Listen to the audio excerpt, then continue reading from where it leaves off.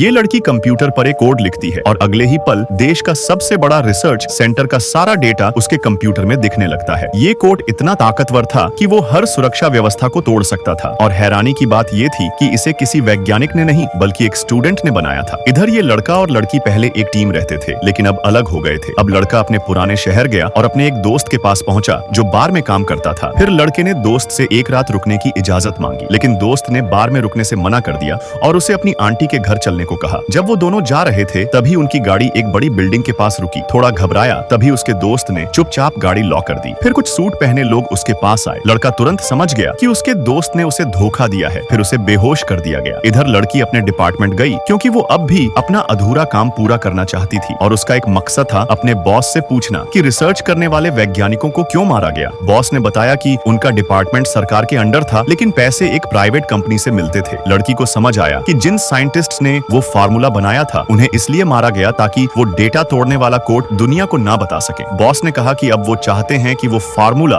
उनके हाथ लगे क्योंकि वो लड़का अब उसे समझ चुका था जिसको उन्होंने बेहोश करा था। इधर लड़का होश में आया तो खुद को एक अजीब सी जगह पर पाया जहां उसका दिमाग तेजी से काम कर रहा था। तभी एक दरवाजा खुला और वो एक सफेद कमरे में पहुंचा जहां एक सूट पहना आदमी उसका इंतजार कर रहा था। उस आदमी ने उसका बैग लौटाया और कहा कि अब वो यहीं रहकर फार्मूला पूरा करेगा ताकि वो किसी और के हाथ न लगे। लड़के ने कुछ नहीं कहा लेकिन जैसे ही उसे पुराने साइंटिस्ट्स के नोट्स मिले उसका दिमाग दौड़ने लगा। फिर लड़का व्हाइट बोर्ड पर फार्मूला लिखने लगा और वो आदमी चुपचाप देखता रहा। कुछ समय तक सब ठीक चला लेकिन फिर लड़का अटक गया। फार्मूला पूरा नहीं हो पा रहा था। उधर लड़की ने अपने बॉस से पूछा अगर फार्मूला मिल गया तो तुम क्या करोगे। बॉस ने झूठ कहा कि फार्मूला छिपा दिया जाएगा लेकिन लड़की समझ गई कि वो झूठ बोल रही है। फिर उसे एक स्क्रीन रूम में ले जाया गया जहां से वह कोडिंग में मदद कर सके क्योंकि वही सबसे काबिल थी। तभी एक और शख्स कमरे में आया जो एक बुजुर्ग टीचर था और वो पहले जो लड़के का गुरु था। लड़का गुस्से में था। उसे लगा उसका गुरु भी इस साजिश में शामिल है मगर टीचर ने बताया कि उसे भी धोखा दिया गया है। वो सिर्फ फार्मूला देखने आया है। फिर टीचर ने उसे समझाया और दोनों फिर से मिलकर काम में लग गए। लड़का और लड़की अब दोनों उस फार्मूले को पूरा करने की ओर बढ़ रहे थे एक ही मिशन के लिए। उन्हें अब पता था कि अगर उन्होंने ये फार्मूला बना लिया तो वो दुनिया को बदल सकते हैं लेकिन खतरा अब भी जिंदा था। आगे की स्टोरी और भी ज्यादा इंटरेस्टिंग है। कमेंट करो पार्ट 2 वीडियो मिल जाएगी।